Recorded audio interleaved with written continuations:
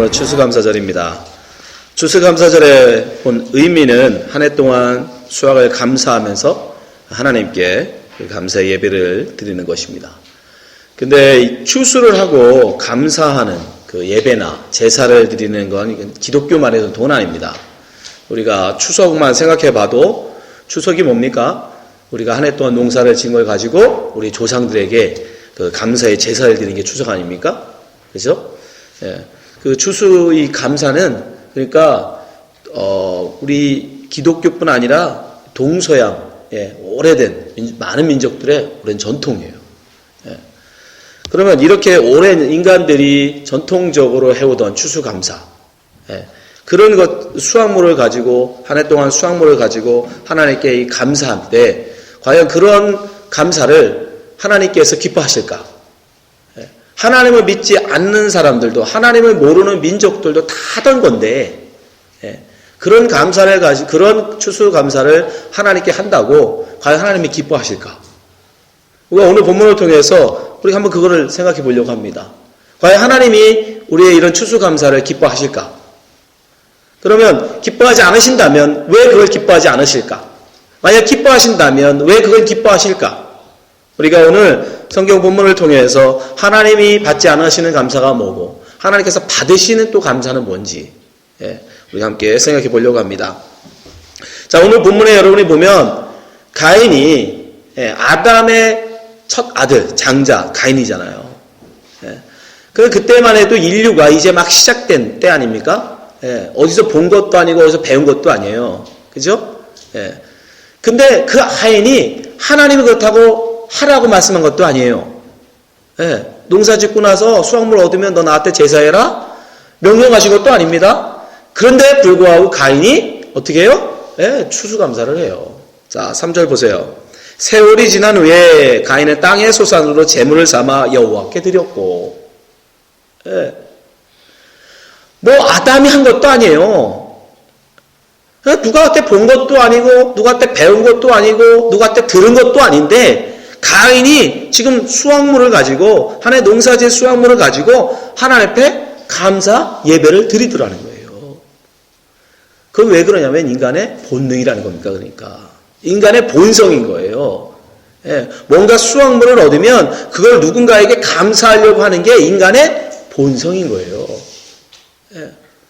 그럼 왜 인간은 이런 본성이 있었을까? 여러분 농사를 짓는 어느 민족이고 다 이런 본능이 있거든요. 왜 이런 본능이 나타나냐? 그럼 농사를 접은 분은 금방 알아요. 농사를 접은 분들은. 여러분 농사에서 사실 사람이 할 수 있는 부분이 몇 퍼센트나 될까요? 우리 김장열 집사님이 굉장히 열심히 지금 우리를 위해서 채소 농사를 지시는데 근데 여러분 전체 농사라는 걸 씨를 뿌려서 수확을 얻는 그 모든 전 과정으로 볼 때 농사를 전 과정으로 볼 때 사람이 인간이 할 수 있는 영역은 사실 되게 적습니다. 그렇죠?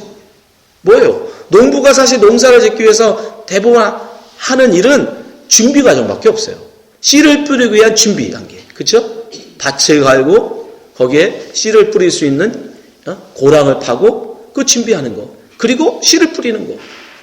지금이야 뭐 중간에 뭐 거름도 갖다 주고 비료도 주고 뭐 농약도 치고 한다지만 옛날 방식에 그런 게 어디 있습니까? 옛날에는 벼도 줄도 안 맞춰 심었대잖아요. 그냥 심는 거예요. 근데 그렇게 어떻게 하든 씨를 뿌리고 나면 그 다음부터 농부할 수 있는 게 뭐 있습니까? 없어요. 그 씨가 뿌리를 내리고 싹을 틔우고 줄기가 자라서 잎이 나고 꽃이 피고 열매가 맺는 일에 농부가 할 수 있는 일이 없어요.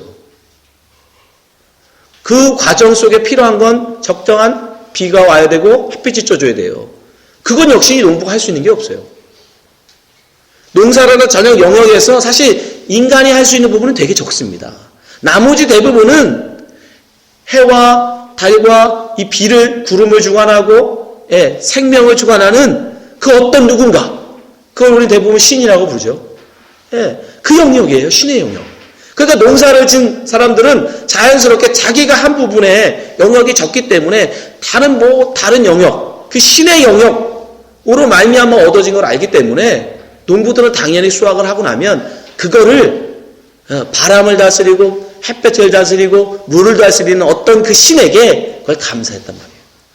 그러니까 감사 제사라는 게 여러분, 추수감사라는 게 굉장히 거창한 게 아닙니다. 뭐 대단한 헌신이 아닌 거예요. 인간의 자연스럽게 나오는 본능적인 거예요. 그런 감사에 대해서, 추수감사에 대해서 하나님께서 기뻐하시는 건가? 근데 오늘 본문에 보면 가인이 어쨌든 그런 감사를 드렸는데 하나님 받지 않으세요. 그렇죠? 5절 말씀 보세요. 5절 같이 읽어봅시다. 시작. 가인과 그의 재물은 받지 아니하신지라 가인의 몹시 분하여 안색이 변하니. 요 구절만 있으면 우리는 그 생각을 할 수 있어. 아, 우리 하나님은 그 인간의 본능적으로 나오는 뭔가 추수를 하면 그거를 이 바람을 다스리고 햇볕을 다스리고 물을 주관하시는, 땅을 주관하는 그 신에게 내가 감사해야지 하고 하는 그런 감사는 받지 않으시는 분이구나. 그죠? 요것만 있으면 우리가 그럴 수 있잖아요. 근데 중요한 건 아벨이 드린 감사는 받으셨다는 거예요. 그죠? 가인의 동생인 아벨이 드린 그때 감사는 받으세요. 자, 4절 보세요. 4절 같이 있습니다. 시작. 아벨은 자기도 양의 첫 새끼와 그 기름으로 드렸더니 여호와께서 아벨과 그 제물은 받으셨으나. 여기서 첫 새끼로 드렸다는 것 때문에 사실 아벨도 농사를 지어서, 그죠? 양을 치는 목축업을 해서 거기서 얻은 새끼, 그 양으로 얻은 어쨌든 수확이잖아요. 얻은 거니까, 새롭게 받은 거니까 그것으로 드렸어요. 그러니까 결국 아벨의 것도 역시 자기의 새롭게 얻은 수확물을 드리는 감사제사예요. 그렇죠? 가인만 있었으면 하나님은 그런 감사, 역시 여러분 양이 새끼를 낳는 것도 인간이 할 수 있는 영역이 아니잖아요. 지금이야 뭐 인공수정을 한다지만 그 옛날에 무슨 어떻게 수의사를 불러서 인공수정 시킬 수 있는 것도 아니고, 새끼가 날 때 뭐 옆에서 도와줄 수 있는 것도 아니고, 전적으로 그것도 생명을 주관하는 신의 영역이에요. 근데 어쨌든 그렇게 얻어진 새끼를 하나님께 감사 제사로 드려요. 그러니까 하나님이 그런 감사를 가인만 있었으면 가인 예를 통해서 안 받으시는구나 하겠는데 아벨 것도 받으세요. 그 하나님은 도대체 감사 예배를 하라는 겁니까? 하지 말라는 겁니까? 예. 그래서 어떻게 왜 가인 건 안 받으신 하나님이 아벨은 받으셨을까? 무엇이 두 사람의 감사 제사를 가른 건가?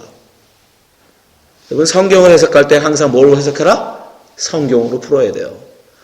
이 둘의 제사가 무엇이 달라졌는지, 왜 감사를 하나님인 가인 거는 받지 않으시면서 아벨 건 받으셨는지, 그것에 대한 이유를 히브리서 기자가 이렇게 해석해요.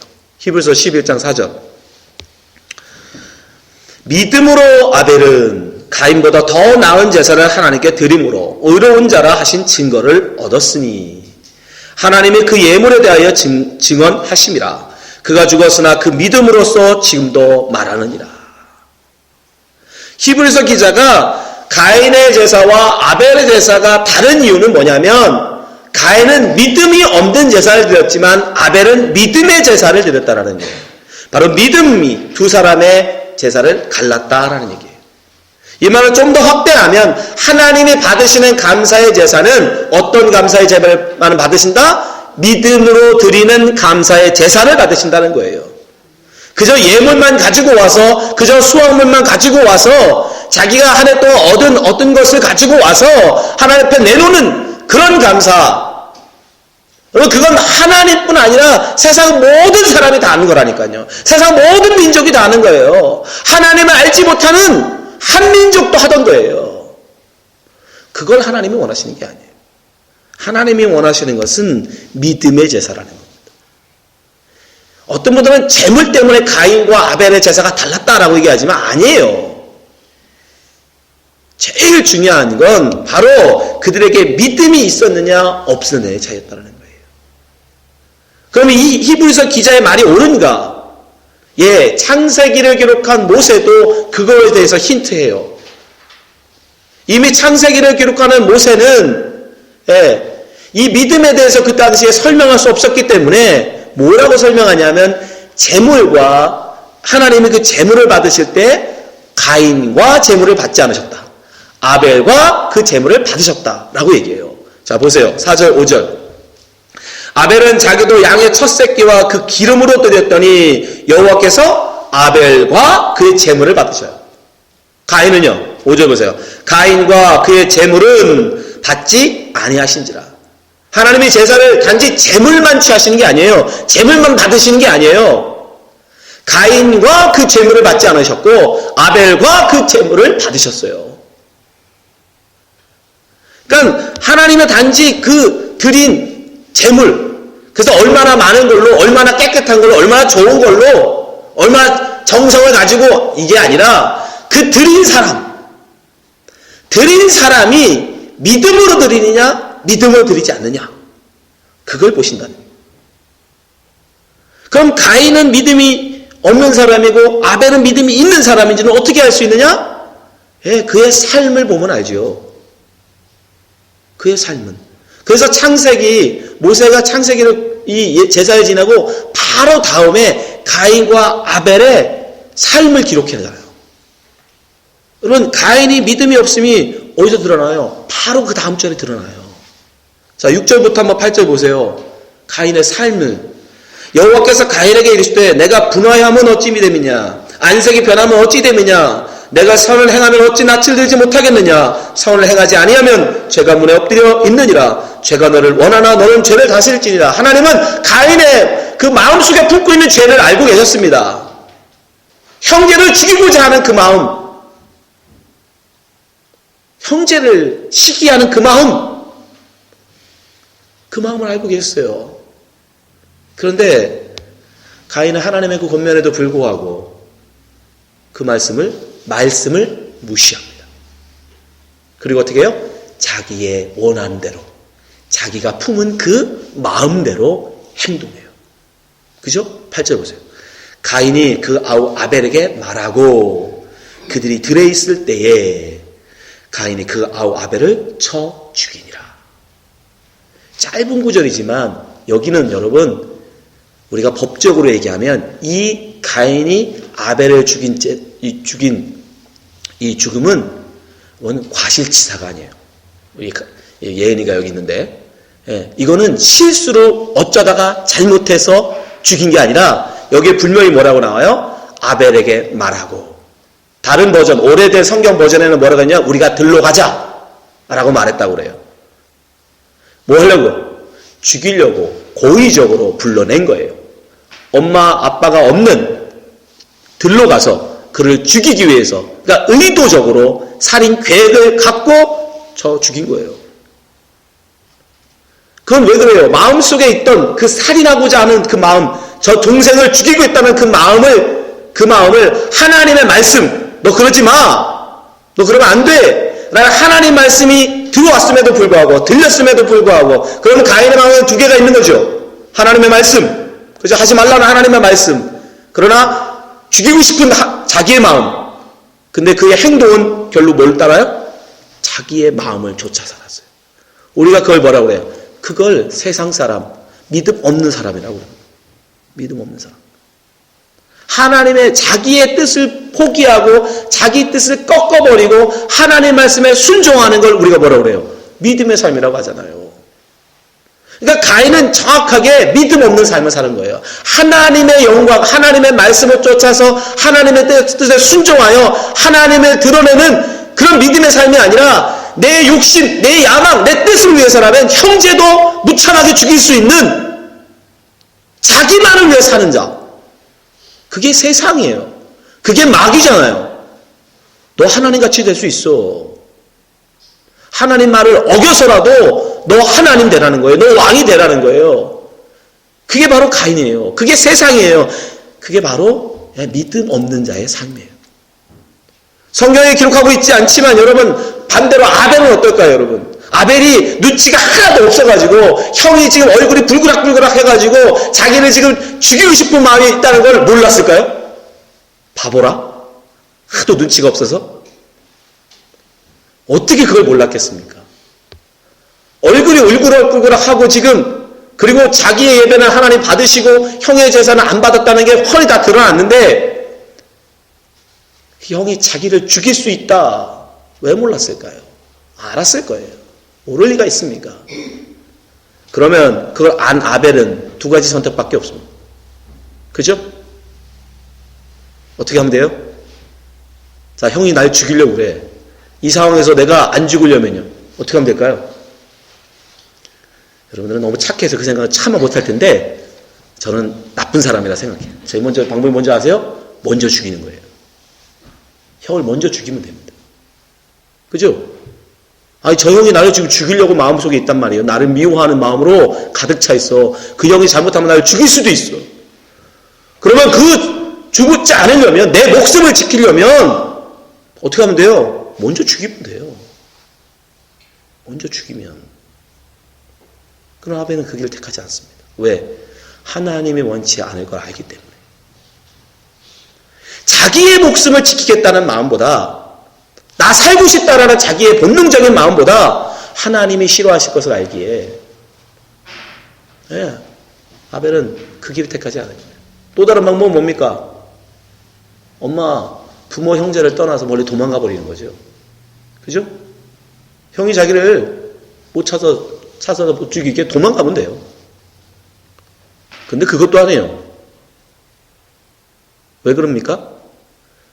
부모, 형제, 여기서 부모, 형제, 아담과 하와, 그 형제, 가인을 떠나서 자기가 떠나가 버리면 그건 곧 하나님을 떠나는 거예요. 자기 살겠다고 하나님을 떠나가는 삶이 되는 거예요. 그래서 결국 아벨은 뭘 택한 거예요? 알지만.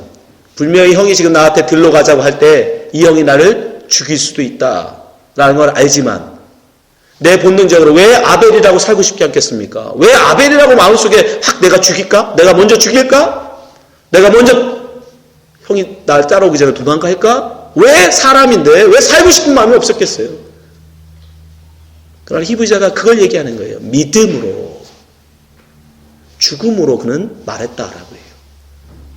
결국 그는 알지만, 분명히 형이 자기를 죽일 수도 있다는 걸 알지만, 다른 방법이 있는 걸 알지만, 그러나 하나님이 내게 원하시는 삶이 바로 이 삶이야. 그 죽음의 자리로, 형제에게 맞아 죽는 그 죽음의 자리로 그는 갔던 거예요. 누구의 모습이에요? 예수 그리스도의 모습인 거예요. 자기의 제자가 자기를 팔아서 자기 민족들, 자기와 한 형제 자매된 자기 유대인들에게 팔려 자기가 죽을 걸 알지만 그 예루살렘으로 뚜벅뚜벅 걸어가셨던 예수님, 형제에게 맞아줄 걸 알지만 그 들로 뚜벅뚜벅 걸어갔던 이 아벨의 모습은 예수 그리스도의 모습을 담고 있는 겁니다. 믿음의 여러분 삶은 반드시 예수 그리스도를 드러나게 돼 있어요. 여러분들이 여러분의 속에 있는 그 욕심, 여러분의 속에 있는 여러분의 자아, 여러분의 그걸 포기하고 여러분에게 말씀하시는 하나님의 음성을 순종하여 믿음의 길을 여러분이 걸어가게 되면 여러분의 발자취 한 발치 한 발치는 다 예수 그리스도가 걸어가신 믿음의 발자취가 돼요. 아벨은 그 길을 간 거예요. 비록 이렇게 걸어가서 내가 죽을지라도 이것이 하나님이 내게 원하시는 믿음의 길이기에, 삶이기에 그런 그 길을 갔던 겁니다. 그렇기에 믿음이 있는 아벨, 그 믿음을 갖고 살아갔던 자기의 욕심보다도 자기의 생명을 지키고자 하는 그런 마음보다도 하나님의 말씀을 더욱더 따르고자 했던 그런 믿음의 사람이었기 때문에 그 믿음의 사람이 드린 제사를 하나님은 기쁘게 받으셨던 거고, 하나님의 말씀함에도 불구하고 그 말씀을 자기의 욕심으로 버리는, 자기의 이기심을 채우기 위해서 가차없이 하나님 말씀을 무시하는 믿음이 없는 가인이었기 때문에 아무리 많은 수확을 가져다 하나님 앞에 드려도 하나님은 그걸 기뻐하지 않으시더라고요. 여러분, 우리는 오늘 하나님 앞에 감사 예배를 드리기 위해서 모였습니다. 우리의 예배도 마찬가지입니다. 여러분이 지금 이 시간에 하나님 앞에 감사하는 마음, 한 해 동안 함께 하신 하나님 한 년 동안 여러분에게 부어주시고 은혜 베풀어 주신 그 하나님 앞에 감사의 마음을 가지고 이 자리에 나오신 줄 압니다. 그러나 하나님이 원하시는 것은 여러분이 가지고 온 그 수확이 아니에요. 여러분이 가지고 온 그 예물이 아니에요. 하나님이 여러분에게 진정 원하시는 것은 여러분의 믿음입니다. 하나님의 말씀을 위해서라면, 하나님의 뜻을 위해서라면 내 욕심, 내 목숨일지라도 기꺼이 하나님 앞에 내어놓겠다라는 그 믿음, 그 믿음의 삶이 없으면, 그 믿음이 여러분 속에 없으면 여러분이 아무리 많은 여러분의 집을 팔아서 하나님 앞에 갖다 드린다 할지라도 하나님은 그거 기뻐하지 않으십니다. 성경에 보면 하나님이 기뻐하실 만한 제사를 드린 사람이 아벨뿐만 아닙니다. 바로 다음에 나오는 아브라함 역시 하나님이 기뻐하시는 제사를 드리죠. 그죠? 모리아 산에서 자기의 아들을 바치는 제사. 근데 여러분, 그것에서 말씀 보세요. 오늘 지금 여러분들이 제가 아벨의 삶을 생각하면서 한번 아브라함의 모습을 한번 보세요. 자, 아브라함 22장, 창세기 22장 1절부터 2절입니다. 그 이후에 하나님이 아브라함에게 시험하시려고 그를 부르시되 아브라함아 하시니 그가 이르되 내가 여기 있나이다. 2절 여호와께서 이르시되 내 아들 내 사랑하는 독자 이삭을 데리고 모리아 땅으로 가서 내가 내게 일러준 한 산 거기서 그를 번제로 드리라. 하나님의 말씀이 떨어집니다. 여러분 100세에 낳은 아들이에요. 내 목숨보다 아까운 아들입니다.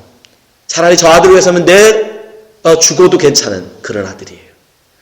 왜 아브라함의 마음에 하나님 말씀을 거절하고 싶은 마음이 없었겠어요? 모르겠다 하고 하나님 떠나서 도망갈 수도 있잖아요. 그죠? 아니면 여기서도 정말 안 되면 그냥 자기 자살해버리면 되죠. 나 죽어서 하나님 못하니까 차라리 아들을 죽이니 내가 죽는다. 드라마 안 보시는구나. 네. 그런 방법도 있어요. 네. 근데 아브라함 어떻게 해요? 바로 3절 보세요. 같이 읽어봅시다. 3절. 그런 정말 엄청난 말도 안 되는 제사를 원하셨어요. 하나님이 제물로. 그런데 3절 시작. 아브라함이 아침에 일찍이 일어나 나귀의 안장을 쥐고 두 종과 두 아들 이삭을 그 아들 이삭을 데리고 번제에 쓸 나무를 쪼개어 가지고 떠나 하나님이 자기에게 일러준 곳으로 가더니 말씀드렸죠. 영어로는 early the next morning. 바로 다음날. 고민하지 않아요.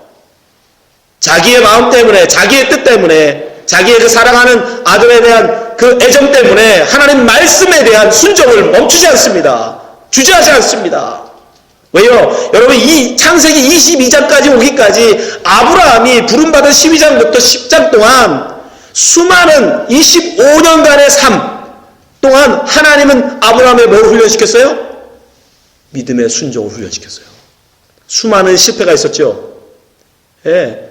그 삶을 통해서 이게 단순히 금방 나온 게 아니에요. 아브라함이 75세에 부름받아서 100세 되기까지 아브라함이 하나님과 뭘 했냐면 믿음의 훈련을 했어요. 아브라함도 실패합니다. 넘어집니다. 가지 말라는 데 애굽 데려가고 예. 실패해요. 그러나 수많이 다시 일어나고 다시 또 하나님 훈련시키고 그 모든 여정을 통해서 결국 100세가 되었을 때 아브라함은 어떤 관계가 된 거예요? 이제 하나님의 믿음으로 순종할 수 있는 사람이 됐던 거예요. 그때 하나님이 시험하시려고 그가 믿음의 사람인지 아닌지 시험하시려고. 여러분 우리가 하나님 앞에 믿음으로 하나님 앞에 제사 드린다는 거, 그 믿음의 삶을 살아낸다는 거, 그건 금방 순식간에 되는 게 아니에요. 아브라함은 자기의 일생 25년간 하나님과 훈련받으면서 이 제사를 하나님께 드릴 수 있었어요. 하나님의 말씀 앞엔 자기의 뜻을 기꺼이 포기할 수 있는 마음, 기꺼이 내려놓을 수 있는 마음, 오직 하나님의 말씀만, 하나님의 뜻에만 순종하는. 히브리서 기자는 여기서 아브라함이 어떤 믿음이 있었다고 얘기해요? 내가 아들을 죽인다 할지라도 하나님은 다시 살리신다. 그 믿음이 있었대요, 아브라함. 예. 여러분의 인생, 그러니까 여러분 언제나 우리가 하나님 앞에 감사 제사를 드린다는 거, 그래서 우리가 믿음이 있어야 되는데 그 믿음을 갖는다는 건 그렇게 단순한 게 아니에요. 간단한 게 아니에요. 아브라함의 예를 통해서 보면 그 인생, 평생을 바쳐서 할 수 있는 일이에요. 그래야 겨우 하나님 앞에 하나님에 합당할 만한 믿음을 드러낼 수 있어요. 근데 히브리서 기자는 우리가 하나님 앞에 나갈 때 믿음이 반드시 있어야 되는데 어떤 믿음이 있어야 되느냐? 6절 말씀 보세요.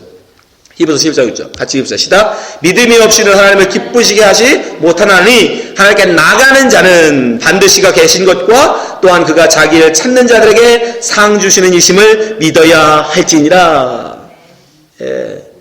6절 9절을 말하기 전에 아벨과 에녹을 예를 들었어요. 히브리서 기자가. 그리고 나서 하나님께 나가는 자는 이라고 얘기해요.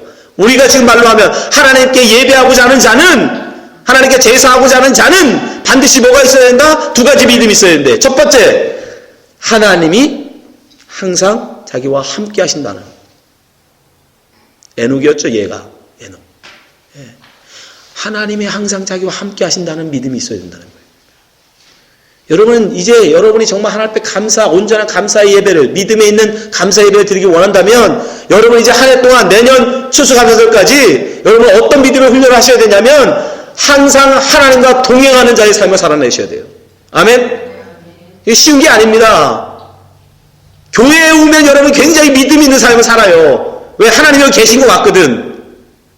교회 밖을 딱 나가는 순간부터가 문제죠. 이순신이 되자, 이순신. 그 누구에게도 내가 믿는 자임을 말하지 말라. 여러분 직장 동료에게, 심지어 여러분의 가족에게, 여러분 친구에게 내가 믿음 있는 사람임을 우리는 숨기고 싶어요. 왜? 알리는 순간 손해볼 것 같아. 알리는 순간 세상에 바보가 될 것 같아. 알리는 순간 내가 세상에서 왕따가 될 것 같아. 아니요. 그런 믿음 가지고, 그런 믿음의 훈련으로는 절대 하나님께 나아가 하나님께 감사의 제사를 드릴 수 없다는 거예요. 하나님이 항상 여러분과 함께 하심을 믿으라는 거예요. 임마누엘로 오신 예수 그리스도. 그리스도는 여러분 예수님은 다른 거 위해서 오신 게 아니에요. 내가 너와 항상 함께 한다라는 그걸 알려주시려고 오신 거예요. 여러분 항상 여러분 하나님은 여러분 함께 하십니다. 여러분이 어디 있든, 여러분이 병들었든, 여러분이 지금 화가 나 있든, 여러분이 시험 들어 있든, 여러분들이 사기를 당해서 속상해 있든, 어쨌든 언제든 항상 하나님은 여러분과 함께 하신다는 그 믿음을 갖고 살아가시기 바랍니다. 두 번째, 하나님은 어떤 믿음을 원하신다? 자기를 찾는 자들에게 상 주심을 믿어야지. 여호와를 찾는다는 거, 하나님을 찾는다는 게 뭐예요? 그 뜻을 구하라는 뜻이에요. 여러분의 모든 일이 여러분을 위한 일이면 안 된다는 거예요. 하나님의 뜻을 위한. 하나님이 과연 나에게 지금 이 시간 이것을 통해서 뭘 하기를 원하실까? 그 뜻을 구하는 자가 되라는 뜻이에요. 그게 믿음 있는 사람이라는 거예요. 여러분의 뜻을 구하여, 여러분의 이름을 내기 위하여, 여러분을 드러내기 위해서 여러분 세상을 살아가지 마시고. 그건 믿지 않는 자들의 삶이에요. 믿는 자라는 항상 하나님이 나와 함께 하시고 나는 항상 하나님의 뜻에 순종하는 자가 돼요. 그러려면 어떻게 해야 돼요? 하나님의 뜻을 알아야죠. 지금 이 시간 내게 원하시는 하나님의 뜻을 알아야 순종할 거 아닙니까? 여러분 우리가 정말 하나님 앞에 믿음이 있는 믿음의 제사를 드리기 원합니다. 아벨과 같이 하나님 앞에 믿음의 제사를 드려서 우리가 하나님 앞에 연락되는 제사 드리기 원합니다. 그러면 성경은 우리에게 말씀합니다. 너는 믿음이 있는 자가 되어야 된다고. 믿음을 가지고 하나님께 나가야 한다고. 다른 믿음이 아닙니다. 항상 여러분이 하나님과 함께 하심을 믿는 믿음이에요. 언제 어디서든 하나님의 뜻을 구하는 자가 되셔야 합니다. 그때 여러분 비로소 하나님이 기뻐하시는 그런 감사를 드릴 수 있는 분이 됩니다. 이 자리에 계신 모든 분들이 정말 하나님 앞에 믿음의 제사를 드려서 하나님이 기뻐 받으실 만한 감사의 예배를 드리신 성도 되시기를 주님으로 축원합니다. 기도하겠습니다.